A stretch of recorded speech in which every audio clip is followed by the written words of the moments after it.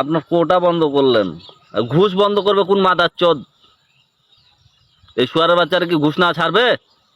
এতগুলা যে মানুষ জীবন দিল, ঘুষ তো বন্ধ হবে না ভাই।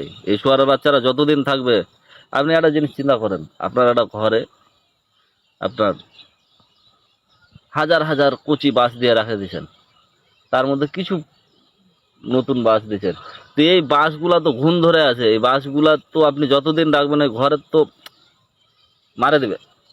এই বাঁশ আপনাকে পাল্টাইতে হবে।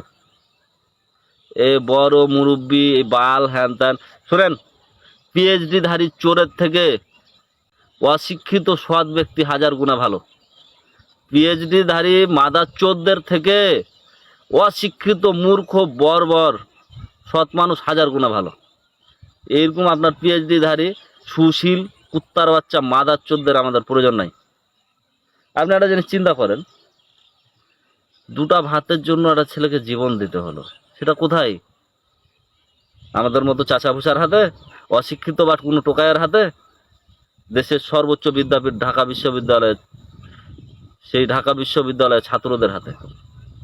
আমাদের কি শিক্ষা ব্যবস্থা যে কোনো মানুষের ভিতরে মানবিকতা সৃষ্টি হয় না? কোন বালের শিক্ষা এটা, যে একটা মানুষকে তারা পিটাই মারতে পারে?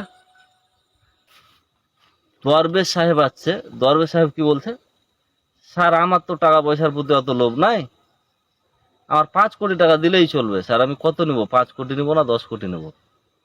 ওই শুয়ারের বাচ্চাকে তুই কি কবি? তুই কহা মানুষের রক্তের বিনিময়ে এই দেশটা হয়ে ওর খেয়ে এখনো এই কুত্তার বাচ্চার খেয়ে হয়নি, মানে ঘুষ যে লিবে, মানে এটা ওর অধিকার হয়ে গেছে।